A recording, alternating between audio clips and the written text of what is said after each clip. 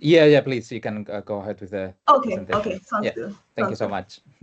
Um, okay, okay. One thing is that I cannot see anyone's face on this setting.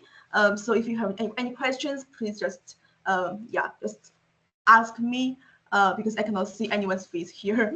Yeah, because I'm opening Perfect. the meeting in the browser. Okay, so let me just get started. So today I'm going to presenting a work I did on the Helmholtz machine. With the focus on the implementing the cognitive functions. My name is Jingwei Liu, and I'm a PhD candidate at the University of California, San Diego. Okay, so let me briefly go through the structure of the Helmholtz machine. It's a hierarchical neural network, right? So it has the bottom-up recognition process and top-down generative process. And all the neurons are binary stochastic neuron taking values in 1 and 0. And the activation is computed in this form. All the neurons, the probability is computed based on the values, the weighted sum of the all the neurons from the previous layer, and it goes through a sigmoid function. And this is the probability of the value taking the value in 1. Okay, so this is a binary stochastic neuron in this Bernoulli distribution. So for the entire recognition process, Q is a pure like street production of all the independent probabilities of the neurons, and the P is the entire generative probability. And the objective is to minimize the variation of free energy given here. So to train this model, we actually use the weak steep algorithm. So here we call the bottom-up process the weak phase, and the top-down process the sleep phase. And to train this model, we are alternating the two phases and train them alternatively. Okay, so when we update data, we will fix phi, and when we update phi, we fix the theta here. And to write out the free energy, like in this form, we know that the process is updated alternatively in the expectation maximization manner. And when we update data, the phi is fixed. Therefore, this term is a constant. Thus, when we are computing the derivatives, the derivative goes through to this term and directly under P because the phi is fixed.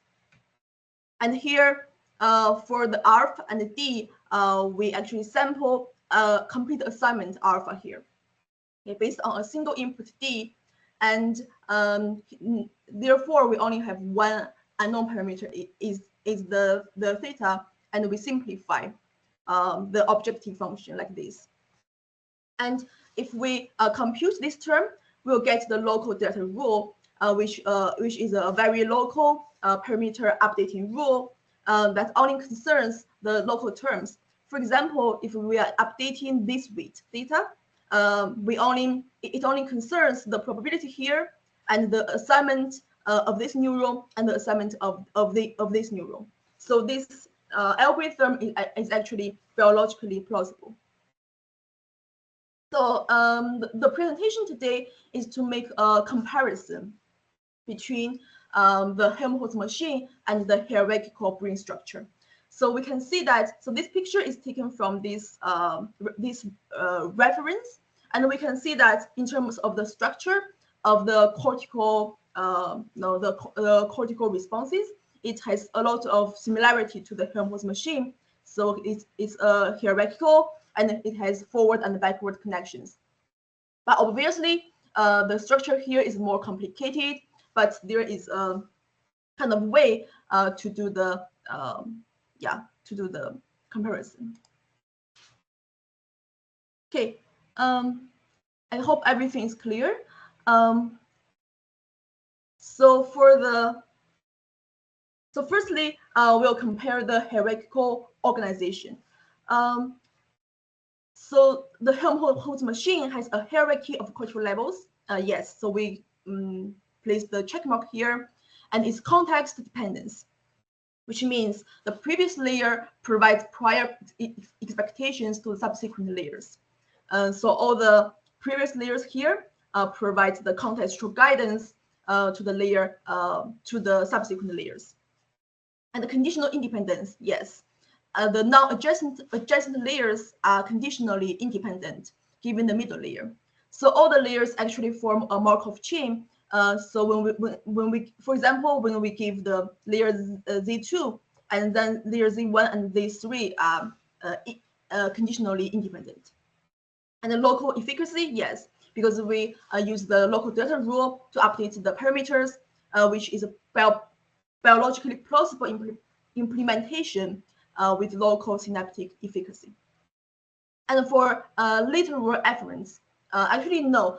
So in the vanilla Helmholtz machine, there is no lateral afferents, which means all the neurons in one layer they are independent. So there is no intercorrelation among these new neurons, and they actually follow this mean field factorization. Okay, so all those factors are independent. So this might be a problem. And in the later work, actually they developed some structure to incorporate the lateral afferents. But in my experiment so far, I haven't extend the model with the lateral afferents. So there's no correlations within regions in a hierarchical level. The next one is the reciprocal connections. Okay. So we know the Helmholtz machine has forward and backward connections. Yes, but in terms of the asymmetry of the backward and forward connections, it's not actually incorporated in the Helmholtz machine, because in the neural network structure, everything, the forward and the backward connection, they have the equal status, and they are kind of functioning similarly, have the same functions, and have the same connections. So in terms of microstructural asymmetry, the forward connections are more sparse and more topologically organized. The backward connections are more abundant and diffused. In terms of functional asymmetry, the forward connections are always driving. Backward connections can be modulatory. Okay. So these asymmetries will be the focus of my presentation and my work. So let's first look at the structural asymmetry. So although it's difficult to change the topology of forward and backward connections, okay, because if we want to change the connections, we need to change the learning mechanism, and also a lot of other things, other aspects, which is kind of infeasible. However, we can manage a way to simulate the feature that the backward connections are more abundant. So as stated in this example, the ratio of forward afferent connections to backward afferents in the lateral geniculate is about 1 to 10. So to model that in our neural network, actually, I mean, it's not precisely correct, but it's a way to simulate the structural asymmetry, where we use a single input, but we use a batched output. So in the vanilla Helmholtz machine, it's actually using the online training, which means it has the one single input and have one single output. So here we replace the single output with a batched output. So what about the training result? It looks like this graph. Okay. So this is the loss, and this is the vanilla online training here. And for batched generative output, we can see it has a lower loss comparing to the vanilla version. So why this is happening? Actually, if we look into the internal structure of the Helmholtz machine, when we train it with the weak sleep algorithm, it presents a kind of state collapse. Okay, so the latent neurons are not well utilized, and only a few causes or a few kind of latent patterns are inactive here. Therefore, to address this problem, actually, I devised a mutual information maximization algorithm, because I think if we can increase the information passing along the hierarchical levels, then we can raise the neuron utilization rate. So briefly, so when we compute the interlayer mutual information, let's see, this is the input layer X, and this is the output layer Y. And the mutual information is computed in this term. Okay. Because the Helmholtz machine takes the online training, which means it takes a single input at every time. Therefore, we are actually computing the stepwise mutual information here, where we replace the X to the small x as the single input. And we perform the greedy algorithm at each step to maximize the local mutual information. Actually, the entropy of Y given the instance X is easy to compute based on the neural network activation. Okay, because if we are giving one instance of X, we can using the weight connections to compute all the probabilities here of the Y's. However, the entropy of Y is more complicated, which requires an external memory to keep track of the firing of neurons. So here we need to construct another kind of memory vector to count the frequency of the occurrence of these patterns and the firing of neurons to compute the marginalized probability. Okay. So this short-term accumulative memory mechanism is actually biologically plausible, and this is what I want to highlight here, because although this algorithm seems complicated, but it's still like biologically plausible, and it keeps the local efficacy of the original weak sleep algorithm. Okay. So what if we train the model using this mutual information maximization algorithm? So obviously here you can see that the latent status. Okay, the latent neurons are better utilized, and this I is the mutual information is predominantly kind of improved. So is this the only way to solve the problem of state collapse? So inspired by this structural asymmetry experiment we just discussed, actually here I think, okay, what if we replace the online training with batch training, which means we are using a batched input and batched output to train the neural network. So here is the result of the batch training. Okay. So when we use batch training, we can see the latent states are also very diverse. There's no state collapse, and more importantly, the model fitting is more like stable and more accurate here.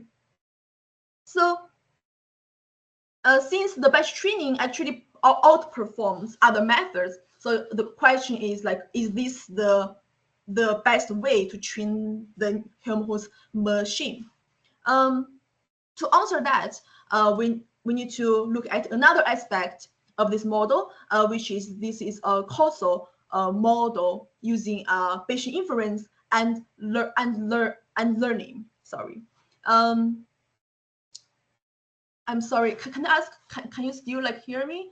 Because I don't have any feedback here. Yeah. Okay.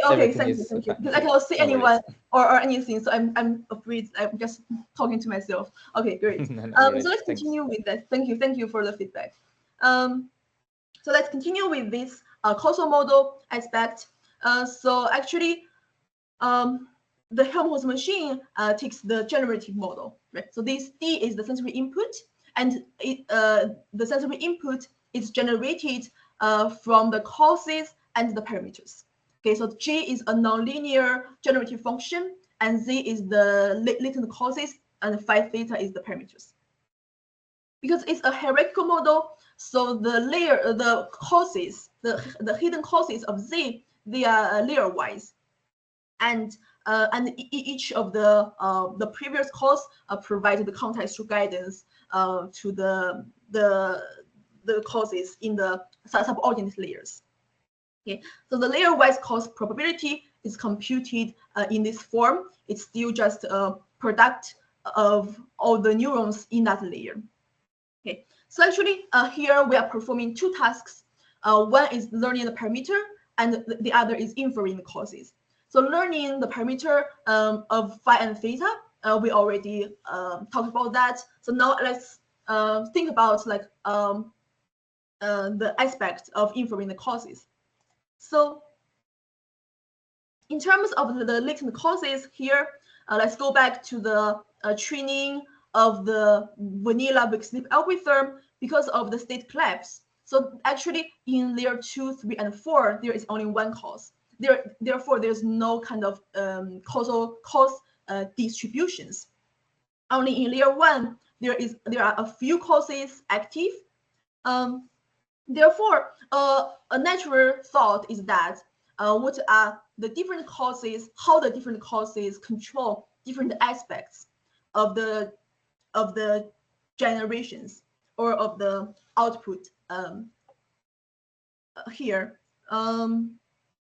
So okay, let me see that later on, but let's look at the result first. So based on the causes at layer 1, we actually selected 6 most dominant causes here, and we plot their generations. At the layer 0 is the data layer. So we can see that the generation of every causes, they are kind of divergently distributed, right? There is a certain disentanglement of these causes. So naturally, what we want is that if we have different causes, we want them to be disentangled so that they can control different aspects of the generations. Therefore, if we have one input, we can also find the corresponding cause, right? Like corresponding specific cause that generates that input. So here the result shows although there are still like some overlaps, I would say most of the generations are disentangled here. So now, following the same thought, what about the causes distribution when we use the batch training algorithm? Okay. So in the batch training algorithm, because all the latent states are very much active, therefore, we are only looking at the highest layer. Okay, the highest layer with 3 neurons. So we are going to investigate how the causes in this layer control the generation of the subsequent causes and also the data output. So for the 3 neurons, for their combinations, we have 8 combinations from 0, 0, 0 to 1, 1, 1. Okay. So this is the result. Okay, so we are now the cause comes from layer 4. We have 8 separate causes, and it is generating the distribution at layers 3 to 1 and 0. Okay, so for example, here in layer 3, we have this 1, 2, 3, 4, 5, 6, 7, 8. Okay, 8 different causes, and this is the distribution at layer 2. This is distribution at layer 1. This is the distribution at layer 0. So we can see that at layer 3, the distribution are kind of differently, I would say differently distributed based on the different causes. But at layer 2 until layer 1, the difference becomes smaller and smaller. And as for the final output, although there are still some I would say minor difference okay, in terms of the distribution, but mostly it seems that the different causes are generating the similar kind of output here, which doesn't present a disentanglement of the latent cause. So what about if we train this model with the mutual information maximization algorithm? The result looks like this. So we can see that the causes are more disentangled here, and the distribution are more like, disparate and divergent. So this is layer 3. In layer 2, the distribution are still like very much different, from each of the causes. And layer 1 and until layer 0, although there are some like overlapping parts, but we can still tell there are certain level of disentanglement here. So this tells us that even though the mutual information maximization algorithm doesn't help improving the fitting of the model like prominently, but it informs us of the disentanglement or the latent distributions of the causes. Okay. So now let's move on to the functional asymmetry of forward and backward connections. So here I'm just citing directly from the references here to provide a general context for our experiments and the discussions. So the driver, which is the forward connections, can be identified as the transmitter of receptive field properties. The modulator can be identified as altering the probability of certain aspects of that transmission. Mediating contextual effects of backward connections is more enduring than physical sensory evoked responses in forward connections. Backward connections are considered to have a role in mediating contextual effects and in the coordination of processing channels, and it also presents the selective response, which means the backward afference enhances the excitatory center of the thalamic receptive field by increasing the gain of its input within a focal spatial window, selecting key features of the incoming signal. So continuing with this, I'm going to just cite something from the paper about perception and of the definition of perception and attention. Perception is the inference about causes of sensory inputs, and attention is the inference about the uncertainty of those causes, which is also known as precision. Attention can be construed as inferring the precision of sensory signals and their causes. Attention entails estimating uncertainty during hierarchical inference about the causes of sensory input. State-dependent precisions modulate the responses of the area units to their presynaptic inputs. This modulation depends on the conditional expectations about the states. Put simply, this involves weighting data in proportion to their estimated precision. So talking a lot about this, how we can devise these principles into the algorithm and the system. Okay. So in terms of doing this, it's kind of straightforward.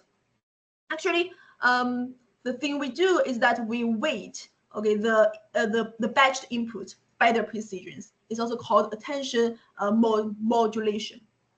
So at each hierarchical level, if we do it without predictive processing or the precision or weighting, we're actually performing a bottom-up feature detection, and all the sensory inputs are presented with the same probability. However, if we inform the system with the top-down attentions, the inputs are actually weighted by their estimated precision here, and based on the predictive processing or the precisions, like the uncertainty of the causes. So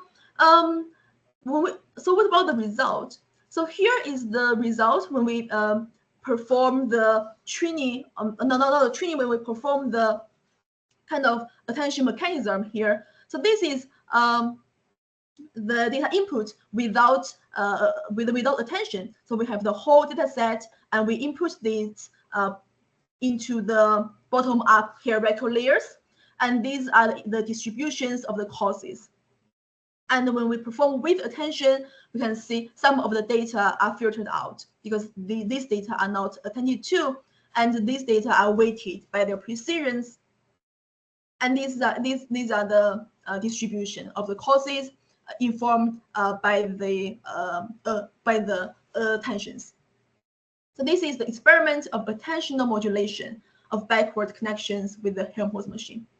The batched input is weighted by the estimated precision from the top-down attentions. The backward modulator not only adjusts the weights of inputs, restricts the number of potential causes, but also modifies the distribution of these causes. So about the attentional mechanism in real life, there are like a lot of phenomena. We use attentional mechanism. One is auditory selective attention, which is known as cocktail party effect. So the cocktail party effect is the ability to focus on a single conversation or speaker in a noisy environment. It's a cognitive phenomenon that involves filtering out other stimuli, which means in a noisy environment, if you want to attend to a specific auditory stream, then we can utilize the attentional mechanism to filter out other unwanted auditory signals. Also, in music perception, there is a problem called source separation, where the music actually the mixed signal, when we hear that, and in our perceptual system actually are trying to infer the causes, which means we are trying to discern what are the instruments in playing and the different auditory streams generated by different instruments. And we can perform selective attention, which means we can focus on the sound generated by one instrument while kind of attenuating or filtering out the other auditory signals. And we can also perform shift of attentions, which means in the listening process, we can shift from one instrument to another one without like difficulty. So here are just some examples of the attentional mechanism. Let's continue with predictive processing. So actually, it's the same thing, talking about the modulatory effect of the backward connections with different aspects. So predictive processing performs a kind of Bayesian flip upon the passive feed-forward image of sensory processing. Instead of trying to build a model of what's out there on the basis of a panoply of low-level sensory cues, predictive processing aims to predict the current suite of low-level sensory cues from their best models of what's likely to be out there. It's this key role of downwards flowing prediction that allows these systems to cope with noisy and ambiguous sensory inputs. Okay, so these principles actually are connected to the Gestalt principles like directly. In Gestalt theory, information is perceived as whole rather than disparate parts, which are then processed summatively. The whole is greater than the sum of its parts.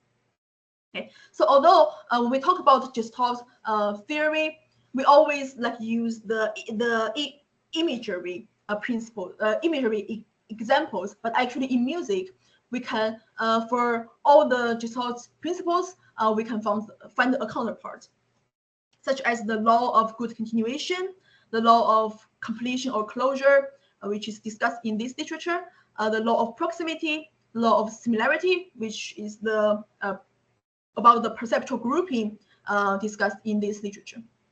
So predictive processing allows the system to cope with noisy and ambiguous sensory input by providing the perceptual context, the whole picture partially reflected by the data.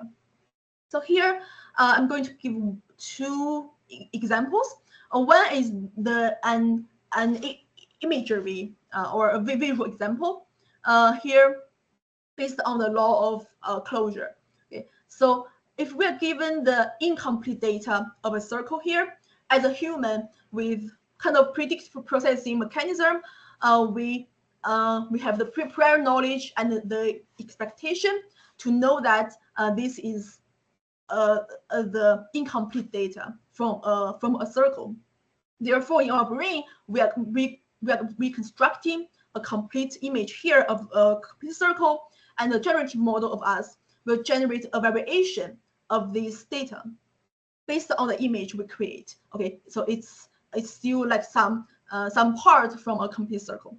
So one thing we consider is that if we input this image without the predictive processing or without any of the other knowledge, we just input this data into the computer. Then the computer may generate all kinds of different shapes like this.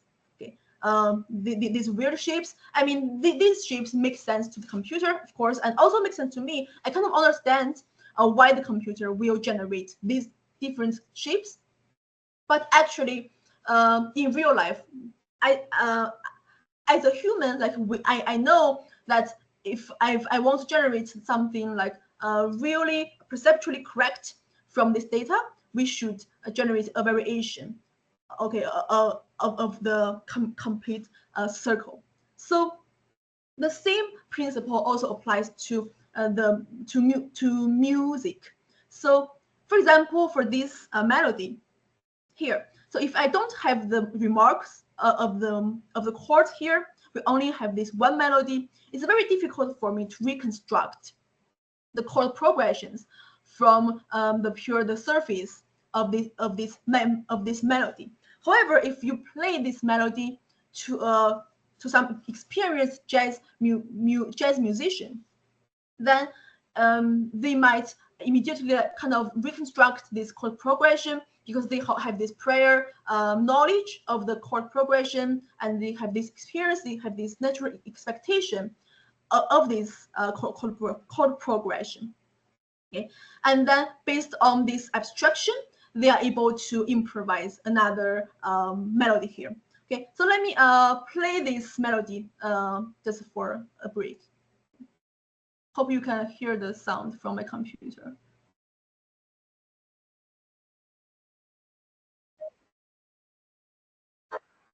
I think we cannot hear that. Well, at least I cannot hear that. Oh, you cannot hear? No. Okay. That's fine. I mean, I can just don't play. Yeah, I'm just trying to get clear of my ideas, but it doesn't matter. Yeah, you don't have to listen to this to this melody. Okay, so the idea is that if we only have this melody getting inputted to this artificial system, then it is very difficult for the computer to comprehend the bigger picture of the chord, because for example, if we use the autoregressive neural network, we generated the note like one by one, it's very difficult for the computer to comprehend the entire picture. Therefore, it's difficult. It's like nearly impossible task for it to generate a melody like this from the input. So it kind of informs us the importance of incorporating the expectations and the attention mechanism kind of into maybe the designing of the artificial intelligence. Okay. So continuing with predictive processing in terms of the expectations. So perception emerged via a recurrent cascade of top-down predictions that involve most subpersonal expectations spanning multiple spatial and temporal scales. The downwards prediction reflect what the system expects, given what it already knows about the world and the current context. These predictions are combined with incoming sensory data to arrive at best guesses about the signal source. Okay. So In terms of the expectations, we also have a lot of discussion about the musical expectations. So it's generally acknowledged that music arouses expectations. The tendency to respond may be conscious or unconscious, which may or may not be immediately satisfied. So sometimes a very specific consequence is expected. At other times, expectation is more general. Expectation may also result because the stimulus is ambiguous. So when the stimulus is ambiguous, we expect the system to return to the stable status. Sorry. So the expectation arises naturally. If the tendency is inhibited or the expectations are violated, it immediately becomes effective. Which means if our expectation is violated, it kind of causes a certain surprisal to us. And if it's not resolved immediately, it will trigger our emotions or affections. So we can also use our experiment to account for this type of phenomenon. So here, I'm only inputting one single sensory input here through the hierarchical layers. So if we do it without predictive processing, the latent cost will distribute it like this. And at layer 4, most likely we will take the cause or the explanation of number 0. However, if we do it with attention and predictive processing, we can see that the distribution of the causes are changed, and the candidates of the causes are kind of reduced here. And at layer 4, it seems that most likely we are going to take the explanation 4. So this is something called the flip of explanations. So, for example, if we are only given this image here, most likely I will say it is either 1-3 or I3. So when we're given the horizontal context, then with this context and the expectations, I would say, okay, I think this is 1-3. However, if we're given the vertical context, then although this image doesn't look like B, but with this specific expectation, I would say this is A, B, and C. So this kind of corresponds to the flip of explanations or the latent causes based on the context, based on our own expectations. So this also happens in music. So one example I will give here is the key modulation or the common chord modulation. So when we set up the music, like if we set up it in G major and we start playing like using these chords, like 1, 2, 3, 4, 5, 6, 7. Yeah, and then with the melody going on, we gradually we are only using the chords like 1, 3, 5, and 6. So although the D major share the chords with G major, but because we already have the context set up in G major, therefore we naturally expect the melody is continuing in G major. So however, until one day, like at one point, some chords from 5, 7, or 3 comes in, then we suddenly realize, okay, now we are actually in D major for a long time. So it is another phenomenon of this flip of explanations based on the contextual guidance. Now, based on the contextual change.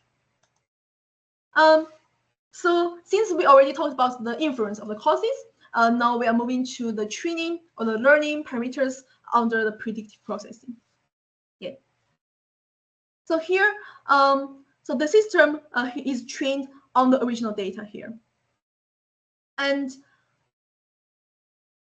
okay, and when we train this system using the new data in green, the system actually easily reflects a phenomenon called catastrophic inference or catastrophic forgetting. So it's a tendency that an artificial neural network will abruptly and drastically forget previously learned information upon learning new information. So when we're learning the new data, we kind of just forget everything we have learned before, and the system will only fit into the new data. So in order to kind of resist this phenomenon, one way is to use the predictive processing to train the model. So here is the result when we train the model with predictive processing with the attention from the previous training. Okay, so after we train the system here, before we're training the new data, we are taking the attention, we are taking the previous attention to the next one, and here we can when we impose the previous attention to the model, we're actually sticking to our original expectations, and the training here we can see that it's not like entirely moved toward the new data. So learning with predictive processing maintains the contextual guidance from previous attentions, thus resistant of losing learned information. With predictive processing, the learning of new data becomes selective. The learning is rooted in what has been learned, and the new information is assimilated with discretion, which means this unwanted or unattended to the data that are not attended to will be naturally filtered out by the imposed attention, and the assimilating or the learning of the new data becomes selective in this process. So this type of training is actually a good analogy to the development or formation of the personal or cultural musical styles. So when we actually learn, when a human being like actually learn something, especially in terms like for example, an artist or a musician tries to develop their own style, although they are exposed to hundreds or millions of different resources, they are not learning everything. So when they assimilate or learn the information, they tend to be selective, and they always learn something they are interested in. They attend to, and the new information that helps them to develop their own style. So although everyone is exposed to the similar kind of resources, the learning results are different because the learning the attention and the learning methods are different for each individual in terms of developing their own tastes and styles. Okay. So here, so this is the last slide. So here actually, when we see that attention is not enough, okay, to perform the filtering of the data all the time.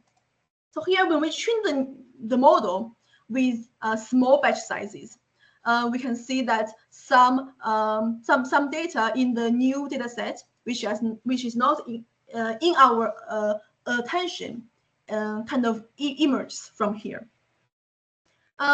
Why this is happening? Because we have this very small kind of batch size. Although, for example, this middle sensory input is the noise. Although in most cases there are other objects grab our attention, therefore we are not really learning this noise. However, there is always one chance. As long as this data is always presented in our vision, there's always a chance that we will learn this data when it is presented with other noises. And when we have this extra capacity to learn, therefore, to remedy this, because we see that as long as a sensory input is constantly presented, there's always a chance that it will be learned. So we can actually introduce the attention in to eliminate the undesired data radically or make certain data salience. So here, if we introduce the attention to either eradicate the data or make certain data the salience, for example, we want to contain something from our previous data set, which is on here, because as the training goes on, although we are sticking to the original attention, the previous information will still be lost gradually.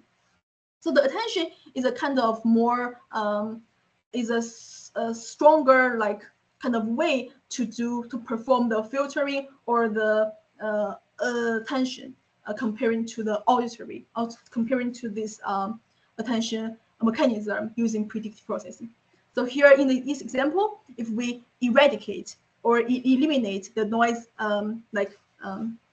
radically, therefore these noise are not presented anymore. We're only training the model with other data sets. Therefore, this kind of effect can be avoided like completely. Okay, so here is my presentation. Sorry, like doing this maybe a little bit in a rush, but thanks for your patience.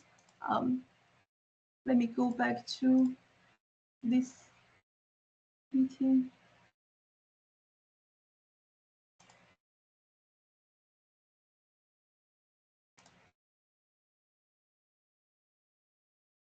Cool. Thank you so much for your presentation. Thank you. Thank you. It's really interesting. Thank you so much.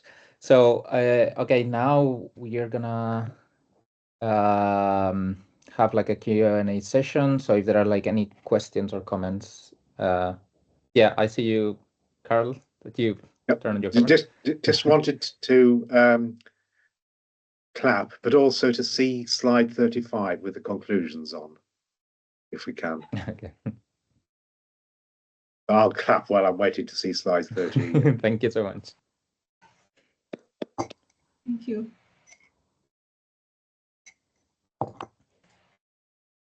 Yeah, Jingwei, could you show us also the last slide, the number 35, the last one? Oh, then that is just reference. It's nothing. Okay. Yeah. Well, yeah, I don't know. Okay, I think Carl was interested in that as well. Yeah. Oh, I see. So I have just like some clarification. So can you go to the previous slide? So can you go again through so you are showing on the right hand side the varying precision, and then against the same kind of the different attention mechanism in the bottom. So can you go again through the differences between those two, between the one on the top and the one on the bottom, like the vertical lines? Yeah. Yes, of course. So the idea is that this is when we use the attention or predictive processing to perform this data. So because the precision is actually varying, so the precision is computed based on the relative relationship of the data in the batch. But because the combination of the batch is actually random. Okay, so and the precision are actually constantly varying. So when we use a small batch size, for example, the middle sensory input, we consider it as the noise. So when something like more salient or more important grab our attention here, like in this example or in this example, we can see the middle one is kind of weak, and we don't really like learn this. Mm-hmm. However, if we do this kind of random combination for enough time with this small batch size, there is always a chance that this noise will become like salient or predominant in certain circumstances. For example, when it is presented with other noise, then there is always a chance that we will attend to that and learn this data.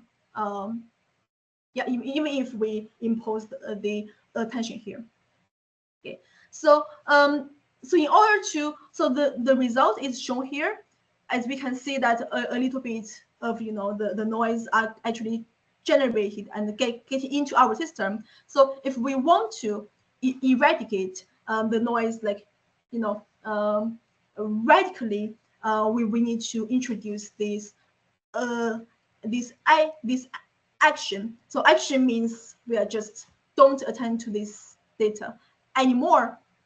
For example, like I'm going to remove the data from my data set, or I'm redirecting my eyes or to other points. Therefore, I'm not seeing this data anymore.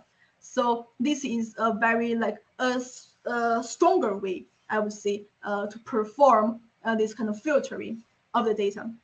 So here I'm just drawing this with the middle kind of sensory inputs eliminated, and I'm just treating the system with other data inputs. Okay, so it's a pretty like kind of easy way, like in training, but I think it's a good thing to notice this kind of phenomenon when we use the attention mechanism, like in training.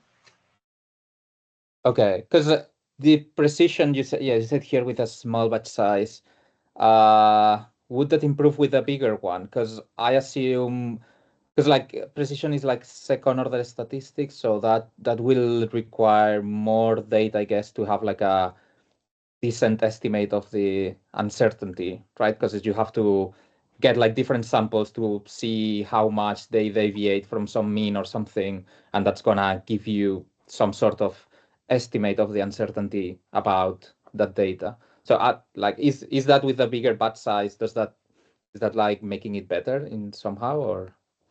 Yeah, so if you use a bigger batch size, then it means there are like less chances the noise will become predominant, because if you always if you use larger batch size, there's always a chance that you will sample this the salient data set. Therefore, the weight of that salient data set will overweigh the weight or the precision for the noise. So in that case, you are not going to learn the noise. So this case only happens when you have a batch of all noises. So what if you have a batch, or you have a batch of input of all noises, but you still need to learn that batch with the precision. So which means that I know, yeah. So if there is something that grabs your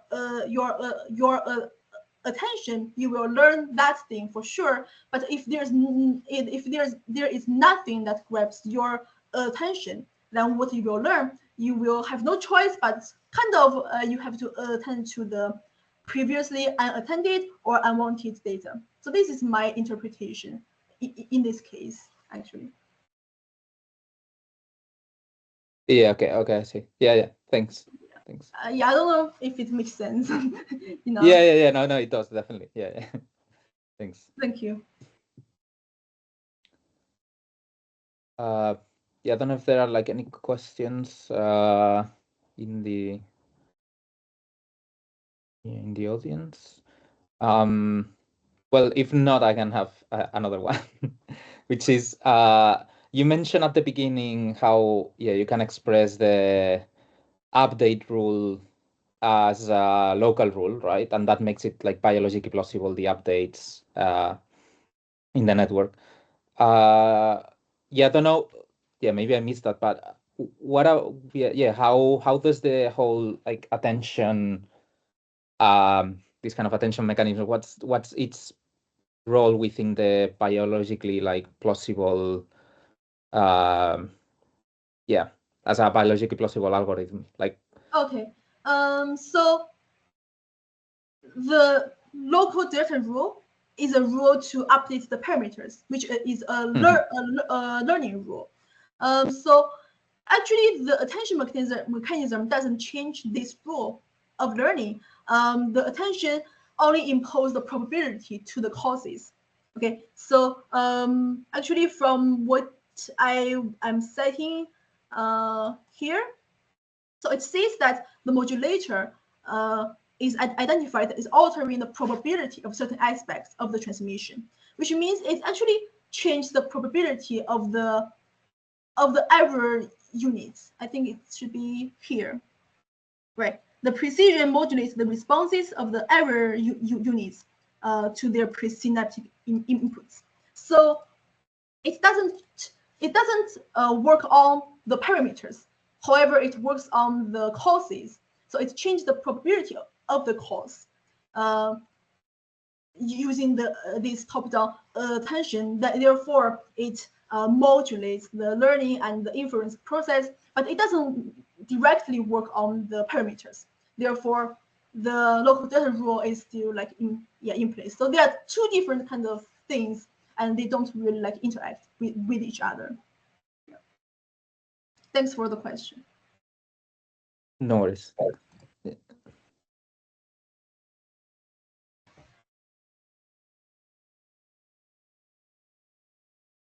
Yeah, well, maybe we can go to you, Carl, but or maybe you Carl, can refresh, because I was thinking of the precision in terms of like the locality of the precision in terms of not learning, like not parameters, but in terms of the actual neurons, how they like, or nodes within a layer, how they are like interacting with each other. Because like precision is like weighting down or up like error nodes, right? Like the error signals. And like that implies some kind of long distance relations. Like one node in one layer has to have like some sort of information about how this other node in the same layer is having, in order to say, oh, then I should like suppress like my signal because that's not like relevant information, so I shouldn't take that into account, or I should like focus more into this, which is like paying more attention to this like error signal to like update more parameters even more depending on that, or stuff like that. But yeah, yeah, I don't know if that was clear. But... Sure. So maybe let me use this thing to illustrate. Let me see how to say that. So for the attention, so actually it changes the probability of the causes here in each layer. Okay, so the causes, so here, for example, I'm taking this 0, 0, so I have 8 patterns here. For each pattern, it has its respective probabilities, right? For example, this has like, yeah, I mean, yeah, there's no way I can draw on this. But for example, this pattern takes probability like 1/4. This has 1/8, or this 1/3, something like that. Okay, so this is how this precision works on those probabilities and the weight, the weight up and down. So after they change the so at each layer of the causes, the probability actually is computed, right? Because we perform the bottom-up process, the probability of each layer is computed from all the neurons from the previous layer. For example, this neuron, for this probability is computed from all these assignments of the previous layers. Okay, so this is the probability. And for if we perform the attention mechanism, then there's another top-down. There's another top-down, okay, kind of probability imposed on this layer. Is that clear? So okay, so if we don't have attention, then this probability is purely dependent on the on this layer Z1. Okay. However, if we have attention, then this probability also depends on the layer of Z3, because I'm computing a kind of top-down, prediction here. So the top-down prediction from this phase, or the generative phase, is interacting with the probability here, and the two probability meets at this neuron, and they multiply together. And the multiplication of the two probability is the final kind of probability of this neuron under the mechanism, under the attention mechanism. Okay, I see. Okay. Yeah, so I'm just adding another kind of controlling that changes the probability of the neurons from these different aspects. But it doesn't work on the weights, because the theta and phi are the weights, okay, and these green lines. But the attention doesn't directly work on these things. It only works on each of the separate neurons. Yeah, makes sense. Okay. Yeah, makes sense. Thank you. Thank you.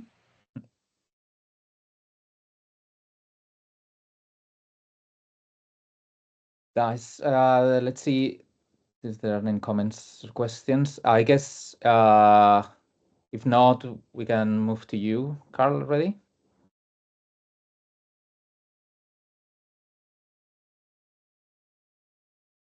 Thank you. Is it my turn now? It is your turn, yeah. Very good. Well, thank you very much. That was a very information-rich presentation. Yeah, So, it's somehow in a hurry. I'm sorry that the link doesn't work at my end. I don't know. Yeah, what's wrong with the link? oh, no. Yeah. Yeah, no, that was fine. And we normally reserve discussion and questions till the end anyway. So it's nice just to hear everything you have to say, and then we can go back and unpack certain aspects. Ali, did you want to say anything? Me? No. Nope. Okay. No, Excellent. no, just waiting for your comments. Thanks. All right. Okay. Right. Yeah. So yeah, just reflecting on the presentation, there was a lot of material here. So I'm just feeding that back to you in terms of presenting this to an audience or a thesis committee. That be careful you don't overwhelm people.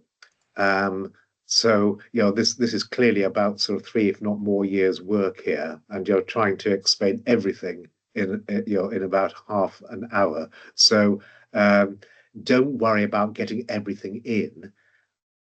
Another way of dealing with or helping the audience understand all the nuances and all the advances that you're trying to describe is to try and provide a single story. So, for example, tell people at the beginning that you're going to start with the Helmholtz machine.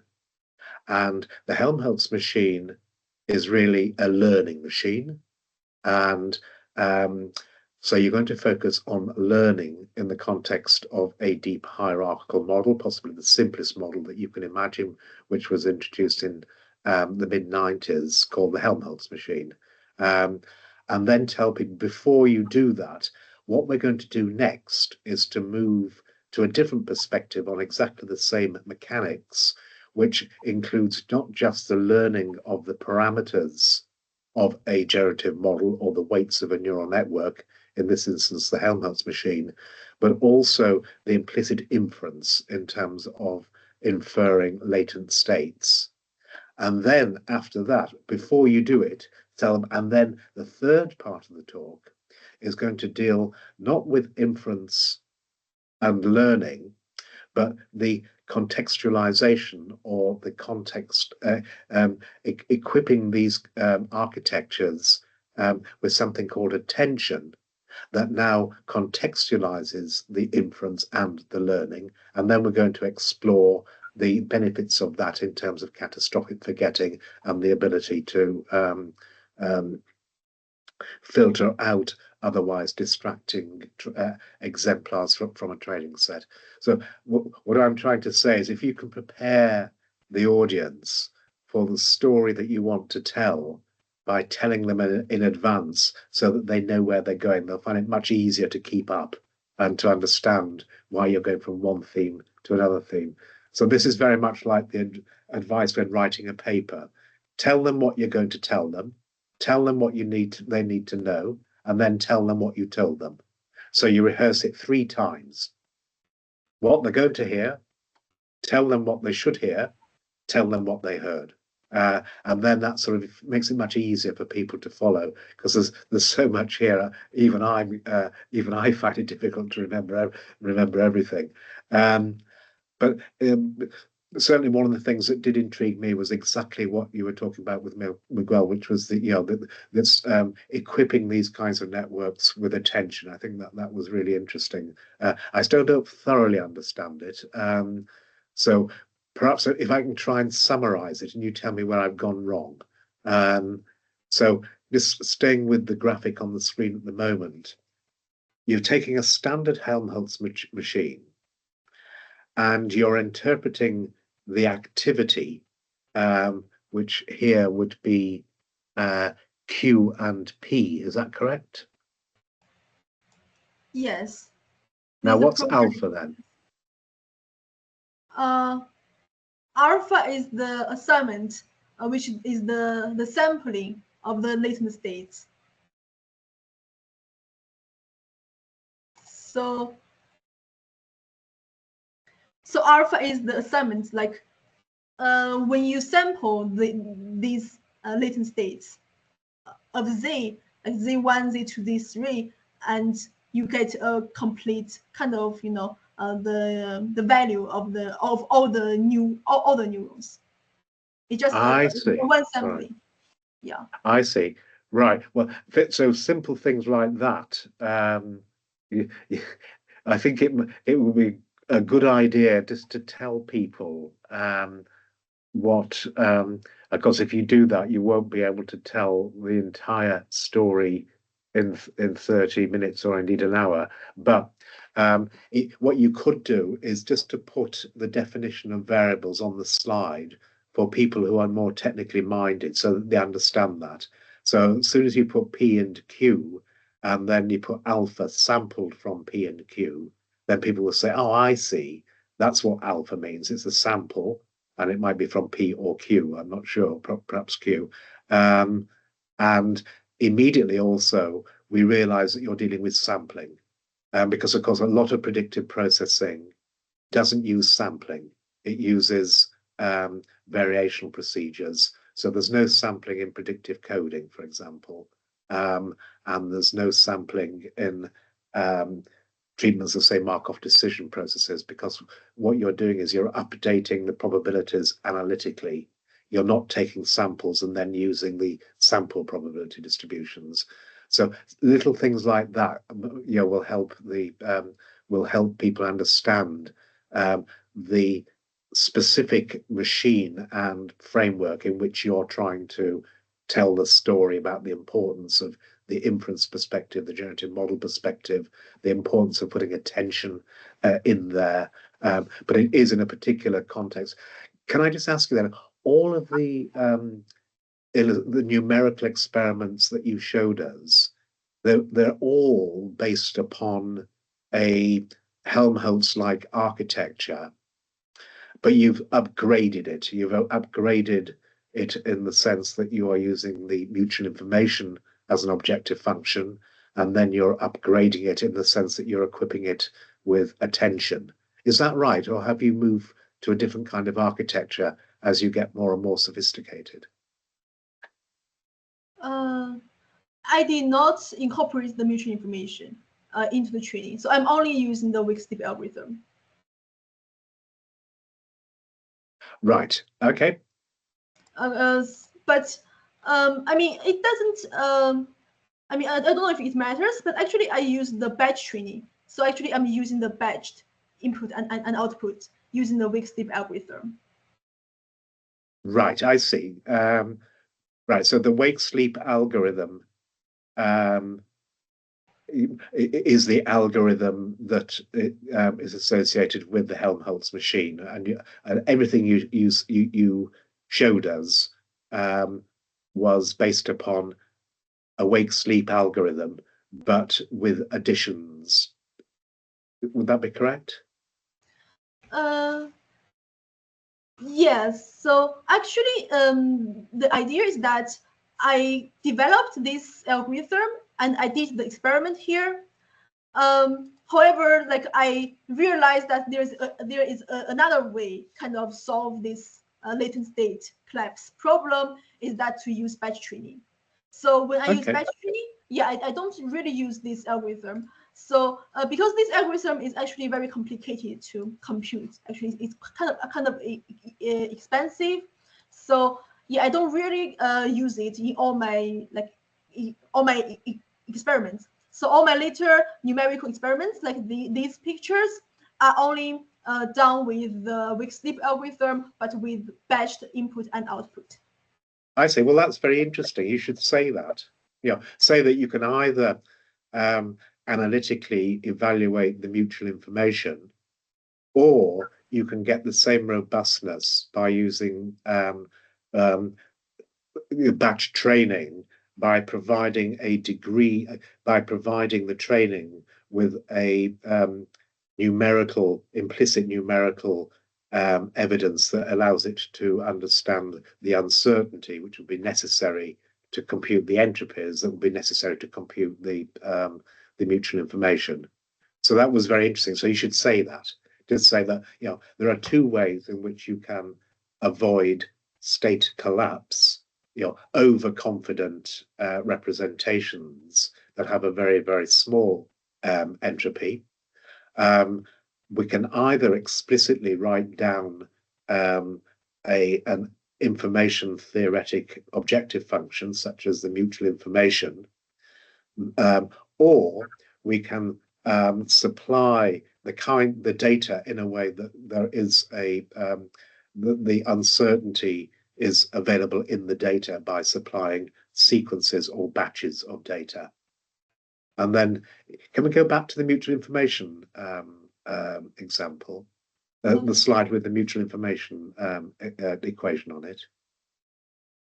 So Y here is the data, is that right? Y, yes, Y is the output layer here. The output layer. Yes.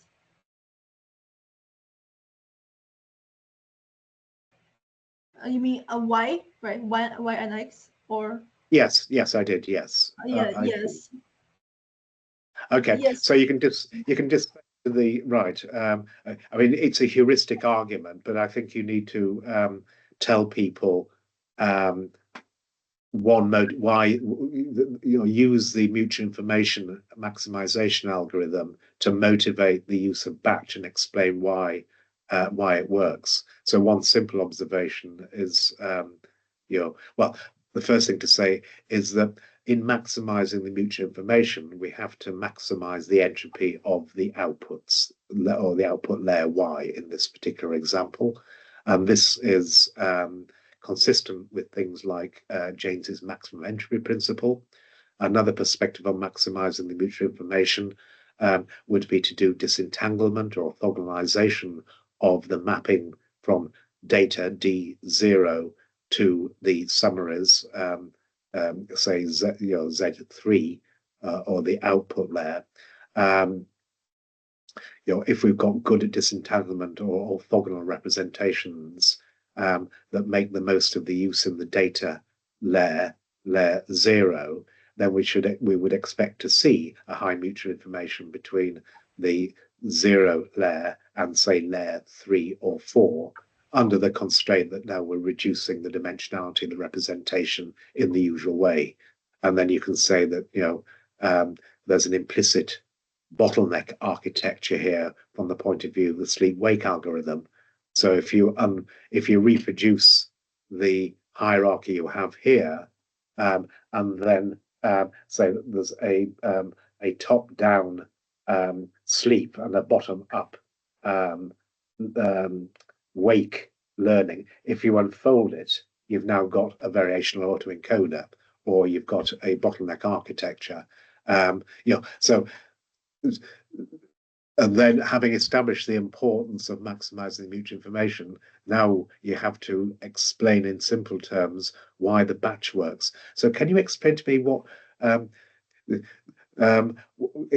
practically what the difference is between the batching and the single on slide 12, because that seems to be very useful. Yeah, so these vertical bars, what do they represent?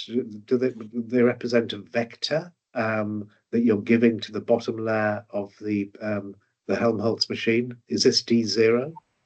Yes, yes, they're Yeah. just yes, a single input. Yes. Right. As opposed to So, layers. right, I see. So this would be a high demand. So because you're dealing with a Helmholtz machine, all the random variables and the data have to be 0 or 1. Is that right? Yes. Yeah. So that input then is like a vector of noughts and ones, basically, a particular pattern. Yeah. I see. So forgive me, I've never used sampling, so I don't know how this works. But so what you'd normally do is give the sleep-wake algorithm one input, and it generates an output. Is that right? So what I'm trying to understand is Okay. You asking this one, right? So yes. yes. You give it one input and it Yeah. generates one output. Yes. Right. So what's batch training then? So then you give it 8 or 9 input patterns. Yes, at the same time. And so what's the difference then? So that you because at this stage we are implicitly always doing inference for any given set of weights. So I presume this is about the update of the theta and phi parameters, Yes. the weight parameters.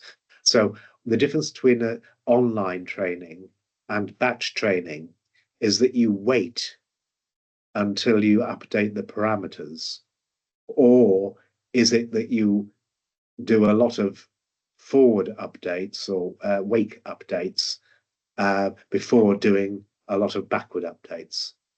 So just practically, if someone's never done this before, how would you explain what you mean by the difference between online training and batch training? Yes, it's a good question. Actually, yes. So I think online training is easy to understand. You have one input and you input that in weak phase, and after that you generate one output. For batch training, you are giving this batched input, which means like many, like maybe 10 input at the same time to this layer, and you are just inputting this to all those layers, and you compute the weights of each of the samples, and compute the mean of the weights. Okay, just a mean. Like for example, you have 10 data, and you computed 10 instances of these weights, phi, and you just add them together and divide 10. I see. So when you say simultaneously, you don't actually mean at the same time. You just mean you present the first one, compute the updates using the gradients with respect to the variation free energy for, say, the phi. Actually, you wait. Yeah, actually, you kind of wait because you need to compute all these. You have to compute the 10 theta. After that, you add them together and divide 10, which you compute the average of the 10 phi, and then you use that phi to update your neural Yes, network. I see. So right, so that's what I was going to say, that you compute a temporary phi, you repeat another one, and then you remember them, and then you take the average to actually do the update, and then start Yes. and then continue. So this is like sort of a weight averaging over a number of training exemplars in the batch. Is that right? So it's like a smoothing. I guess so. Yes, I guess. Let me see. So you mean I just input the 10 and do 10 rounds and I just wait. I don't update into that. Yes, literally, yeah, it looks like that. Um, yes, which means that yeah, I have more data than I can perform the smoothing. Yes, I guess so. Yeah, that might be a good explanation for this. Yeah, I Right. think. Yeah, just to make sure I understood then. So if you did batch, basically the difference between sort of online training and batch training is that you ingest a number of exemplars before updating the weights, and the weights you're updating are based upon the average responses to all of the exemplars in each batch. Yes. Yeah. So the batch training sees more data, and it also allows it to take an average over data that has some uncertainty in it. Would that be fair? Yes. Yes. Right. Okay. Right. Good. Well, I'm understanding a bit more now. Very good. Okay. And then what we do is, and then you demonstrate that this batching also prevents the state collapse and the loss of the high mutual information by using the numerical studies, because presumably you are, but you're not using the mutual information, and perhaps that's fine because just mathematically speaking, if you, because of the construction of the Helmholtz machine, even though the gradients with respect to the free energy are all local, you're still optimizing the free energy of the entire message passing scheme. And that should, in principle, maximize the mutual information on average. So just heuristically, if you remember, the free energy is the expected energy, which you can think of as the accuracy plus the accuracy plus an expected negative log prior, plus minus the entropy. So free energy is energy minus entropy. Therefore, to minimize your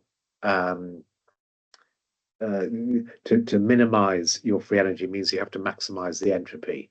So you should, if everything is working properly, the Helmholtz machine should actually maximize the mutual information. So you shouldn't need to actually write down the an explicit mutual information maximization. So I'm wondering whether it's the fact that the batch actually slows down the learning and gives you, on average, a better. So the expected free energy is actually the mutual information. The average free energy is the mutual information. So if you interpret your weight updates based upon the average of free energy minimizing gradients, then that could also be interpreted as the gradient of the average free energy, which should be the mutual information. So that might be one way of explaining why the batching works. The batching allows you to take an expectation or an average of the free energy gradients under a number of samples in each batch, say 10. And that means that you are effectively changing the parameters in a way that optimizes the average of the free energy, because these are linear operations, so they commute, so that the average of the gradient is the gradient of the average, and the average free energy should be the mutual information.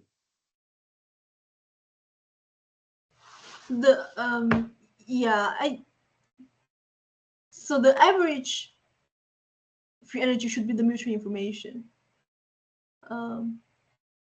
I see. Yeah. Actually, there's one thing that I'm not showing here. Yeah, I don't know if I have that. I can find the result, but actually, when I train this model, the mutual information is actually increasing with the training. Yeah. Yes. Good. It should do. Yes. Yeah, that is a good evidence for this statement. Well, if it does, that will be very good, because I think there's an important story you can tell here. So forget about sort of the variation of free energy of the Helmholtz machine, and just think more generally about the free energy principle. So the free energy principle is dual to the maximum entropy principle. So that means that they are the same thing. So if you in the right kind of way, if you minimize the free energy, the variational free energy at every point in time, you're also on average minimizing the free energy on average, which means you're minimizing the average free energy. Now, the average free energy should be the same as the effectively the mutual information or maximizing the entropy of the high level representations of what you're calling the outputs. So it makes entire sense that if you actually now do your update on the basis of the average free energy gradients evaluated using the batch scheme, you should also maximize the mutual information. So the whole point of minimizing the free energy is to maximize the mutual information between, on average, your representations and the data.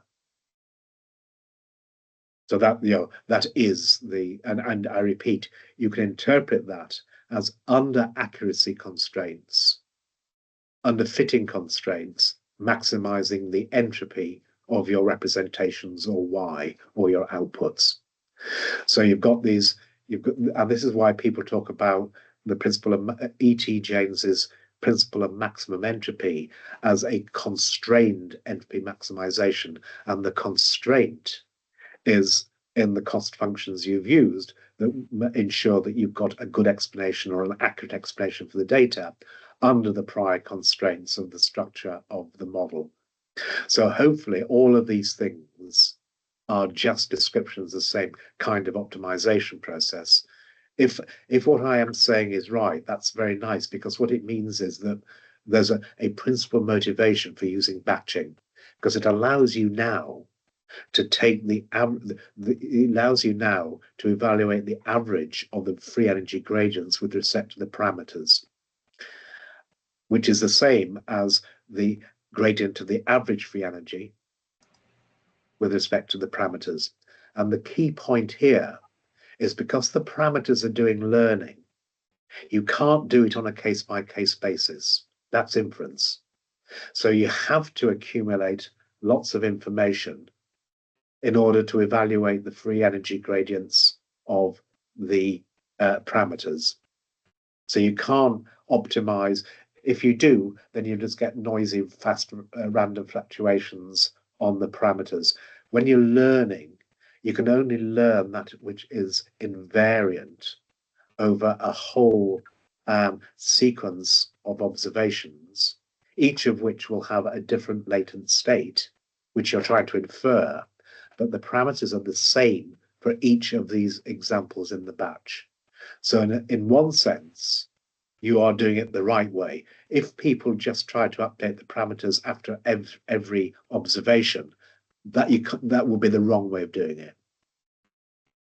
Because you can't learn from a single example, you can't learn what is conserved over an infinite number of observations for this kind of data generated with these time invariant parameters. You can't learn that with one instance. You have to take the average, and the longer you take the average over, the more the better the estimates of the gradients. You'll have slower learning, but you'll get a proper convergence. So my suspicion is, if that's right, then batching is the only way to do this properly.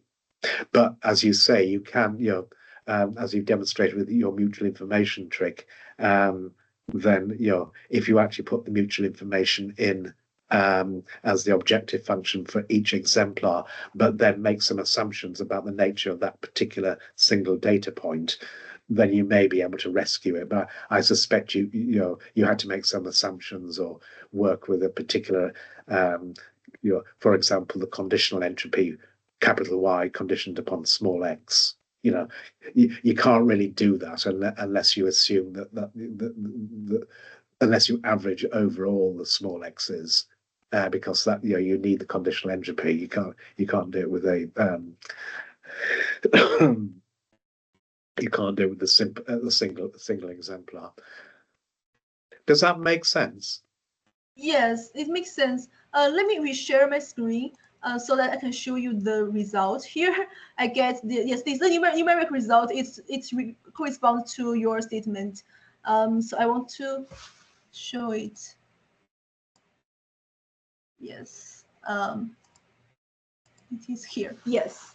So when I train with the batch, actually this is the KO divergence, which is a loss. It drops as the training goes on, and this is the mutual information here. No. Good. Yes, this is mutual information. Is I of this cognitive process and the generative process, and you can see all the mutual information because I have five layers, 5 hierarchical layers, and all the mutual information kind of are increasing as the training goes on.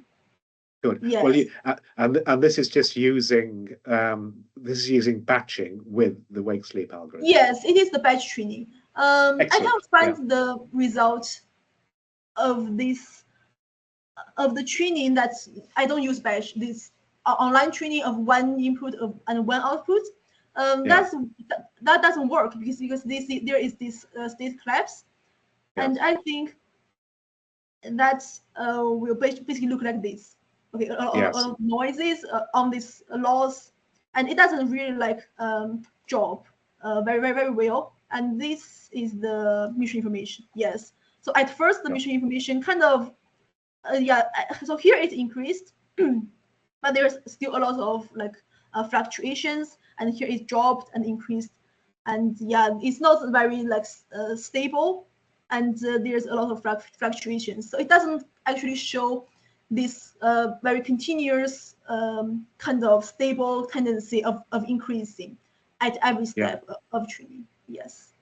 Good. So I think that should be a key point of your presentation. That's very interesting, and to show those graphics is important. And those random fluctuations are exactly what you'd expect if you try to estimate the time average of the gradients required for learning from single exemplars, where you should be using inference, not learning. So the learning can only be over long segments of exposure to fluctuating different observations. So I think that was a very nice demonstration of the dangers of trying to learn on a per exemplar or per training point basis. Brilliant. Okay. So then we moved on to inference, and as I say, I think you should say tell the reader before, or not the reader, but the listener that you started off just by focusing on the mechanics of learning, but really what you want is to address predictive processing and ultimately predictive processing of real sequences like music. And this is not inference. Inference is something about dynamics. So we have to now distinguish between inference and learning. However, we can do that in the context of the sleep-wake algorithm and the Helmholtz machine, because the activity of all the nodes is a kind of inference for this particular input pattern. And then you can take people through this perspective here, which I thought was very nice. And then what do we do now? Can we carry on a few slides just to remind myself? Then we move on to yes, just advance the slides quickly so I can remind myself where we're going. So these are the distribution of the causes here. Yeah. So you're now nicely demonstrating that with a properly disentangled, high mutual information batch learning, you can start to now demonstrate this in terms of the classification in terms of the predicted outcomes, the right kind of distributed outcomes. Good. And then we're going to move on to attention, are we? Okay. Are we? Oh, so, oh no, that's right. One thing I want to see that this is use the batch training, but if I use batch training, although the result is much better, but the latent state is not very much disentangled. So I see. Okay. So now, are you going to now use attention to solve this problem? No, actually, I use the mutual information maximization algorithm to All solve this right. problem. Yeah. So if I use this mutual information maximization, you can see the mutual information here is much higher than I use the batch training.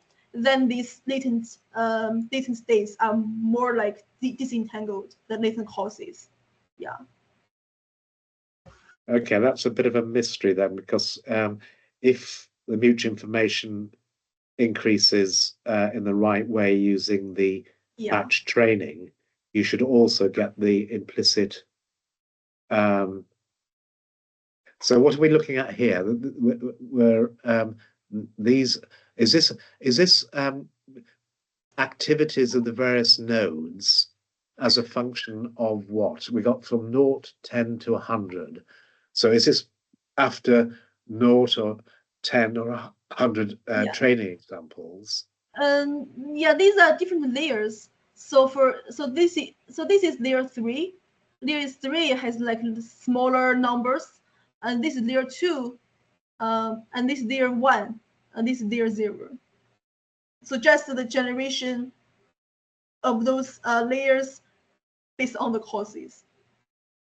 Right, and what do the 0, 0, 0, and 0, 1? Oh, I see. That's binary. Yeah, these are the causes. Yeah. Oh, right. Okay. Yeah. Well, I see. Yes. Again, be gentle with the audience, because you know this, but they might not know this. So just tell them what they're looking at. I see. So what you're saying is that all three of those high-level Z4 combinations are generating the same thing at the bottom. Yes. So I think it's not the disentangled causes. Yeah. Yes, that's interesting, isn't it? Yeah, that shouldn't happen. Yeah, because if you see this is the batch training, and you can see the mutual information here. So it's 2.7. This is 0.6, 0.3, 0.1. But if I use the mutual information algorithm here, you can see the mutual information is much larger than I use batch training. Yeah, and when I use this mutual information maximization with this large mutual information, it has a much like better like disentangled distributions based on the causes. I'm wondering then whether you need to do more samples in the batch to get the mutual information high again. That may be. Yeah, I wanted to, because I trained the model for like a really kind of a long time. So okay, 1 minute. I don't know. Maybe I should share it somehow. Sorry. Okay, let me go back to this. Yes. So actually, I trained it for a long time until the mutual information here doesn't really increase anymore. I think even the longer I train with batch training, it still like kind of keeps at 2.7 level. And all other mutual information all kind of get to stable when I treat more. So I think the next step I'm going to do is that to incorporate the mutual information maximization with batch training. I haven't done that yet. Yes, because I use the mutual information maximization with my online training, and that is the result I got. But for batch training, I haven't used any other mechanism to assist the training here. So this is the result. I use the pure batch training, so the mutual information stably increase, but it doesn't show good disentanglement of the causes. I see. Right. So I think important to demonstrate that the average, the gradient of the average free energy, where the average is the expectation under all kinds of data you could encounter, is the same as the maximum mutual information, and say that you can, given sufficiently large batches, estimate the mutual information for that particular batch. And then show the advantage by actually making that an explicit objective when it comes to optimizing the weights with respect to the mutual information, so that people understand the link between and why online or small batch learning fails, because you really want to get the expected free energy or the expectation of the free energy under all the data that you could possibly observe for these parameters that are the same for all the data that you could possibly observe, which means that the scheduling and the batching becomes important when trying to estimate that the gradients of the expected free energy from sequences of data. I'm sure that wasn't very well expressed, but this is being recorded, so you can listen to it quietly by yourself and see if I make any sense. But I see. So this part of the talk was to show that you really do need to maximize the mutual information to get the disentanglement, and you're using now numerical studies to do the disentanglement. And you've also reminded me that you're trying to motivate the greater number of backward connections relative to forward connections, Yes. by introducing the batch, the batch learning. Is that right? Yes. Yes. Yes. Can I suggest that you don't do that? I don't think you need to. I think the notion of batching, now I understand what you've been doing, is more fundamental, and speaks exactly to the this notion that to update the parameters in the right way, you need the gradients of the mutual information or the expected free energy averaged under all possible training exemplars that you have and will see, but you can approximate that with batch training. The reason I say that is that when people like me talk about an increased number of backward connections relative to forward connections, the rationale for that is of a different kind. Yes. There are two rationales. There are two rationales for it. The first one is in predictive coding or continuous state space models. There is often a conditional dependence between of the sort you mentioned, such as center surround activity, for example, so that the backward connections normally see more of the input space than is being reported by the forward connections. But crucially, this rests upon the nonlinearities, and the most important nonlinearity is the precision. So I can assume that the precision or the error, the signal to noise, is the same for all the input there, and therefore I can, if I want to predict the precision, I can send the predictions of the precision. I know that you're not doing this because, well, you are to a certain extent, but well, let me pursue that. So the predictions of the precision can now be sent to every element in the layer below me.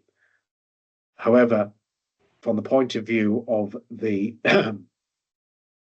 the content of the layer below me, I'm only able to actually predict the content of the receptive field in question. So I think that the asymmetry in the forward and backward connections is much more about the dimension reduction, and in particular when you're talking about the asymmetry in terms of driving and modulatory, you're talking about second order effects that are only important when considering either nonlinearities or the second order statistics of random fluctuations. The key point I'm making here, neither of those matter for the Helmholtz machine, because the states are discrete. They're either on or off. So you have a Bernoulli distribution. So it doesn't have the attribute of nonlinearities. The Bernoulli distribution can accommodate any nonlinear or any distribution. Whereas if you move to predictive coding, now you've got continuous variables where you can have nonlinear activation functions, and furthermore, any variable, the probability distribution can be summarized in terms of a mean and a precision.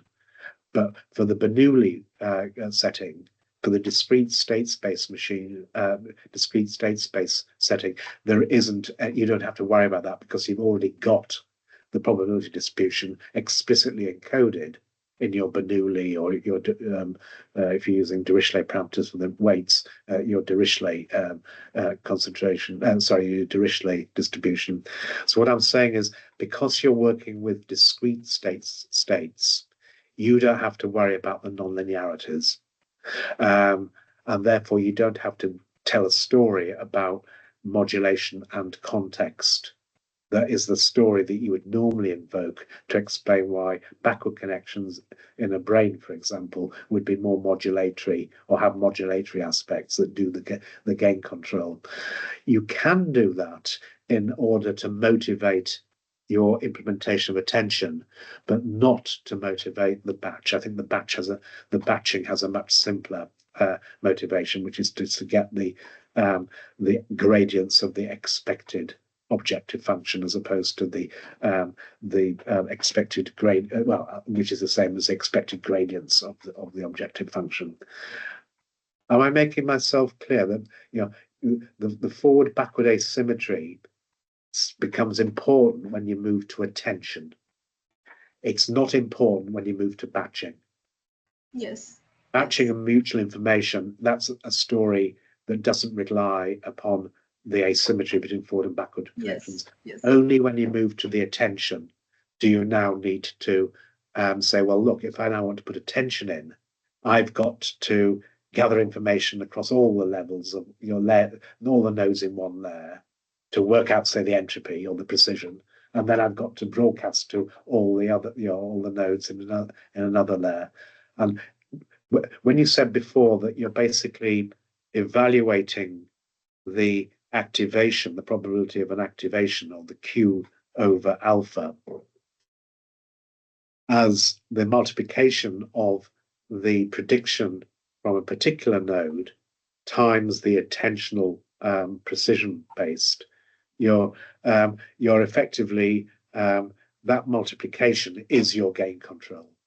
And your gain control is coming from whatever you use to compute the precision or the attentional modulation, and and that would possibly involve a greater number of nodes somewhere in your network. So I think it's at that point you get this modulatory aspect and the gain control, because you're multiplying probabilities or you're adding log probabilities before performing the softmax or sigma operation, and because the thing you're multiplying with depends upon lots of things to evaluate, say, the precision or the neg entropy, there is this sort of asymmetry. There's this more modulatory aspect. So I think that would be a better way to to tell that story. Can I just ask, while we're here, I didn't fully understand how you